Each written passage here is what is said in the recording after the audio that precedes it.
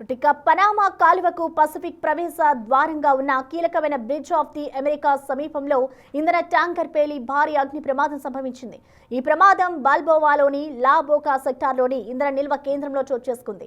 Tanker పేలడంతో చెలరేగిన మంటలు Balboa tanks ఫెసిలిటీలోని మరో 2 నిల్వ యూనిట్లకు వేగంగా విస్తరించాయి. ఈ ఘోర ప్రమాదంలో ఒకరు మరణించగా మరో 2 అగ్నిమాపక సిబ్బంది తీవ్రంగా గాయపడ్డారు. ఒక వ్యక్తి గల్లంతైనట్లుగా ప్రాథమిక వార్తలు వచ్చాయి. వంతెన కింద మంటలు భారీ ఎత్తున ఎగసిపడడంతో అధికారులు ముందు జాగ్రత్తగా బ్రిడ్జ్ ఆఫ్ ది అమెరికాస్ ను అన్ని వైపుల నుంచి మూసివేశారు. వంతెన నిర్మాణ దారుఢ్యాన్ని పరీక్షించిన అనంతరం తిరిగి రాకపోకలకు అనుమతించారు. ఈ ప్రమాదంలో ఎలాంటి కుట్రకోణం ఉన్నట్లు ఆధారాలు లేవని, ఇది ప్రమాదవశాత్తు జరిగినట్లుగా అధికారులు భావిస్తున్నారు. ఈ పేలుడు పనామా కాలువ కార్యకలాపాలపై ఎలాంటి ప్రభావం చూపలేదని కెనాల్ అథారిటీ స్పష్టం చేసింది. అగ్నిమాపక దళాలు మంటలను పూర్తిగా నియంత్రణలోకి తీసుకొచ్చాయి. ఇటు వంతెన నిర్మాణంపై వేడి ప్రభావం ఎలా ఉందో తెలుసుకోవడానికి సాంకేతిక బృందాలు క్షుణ్ణంగా తనిఖీలు చేపట్టాయి.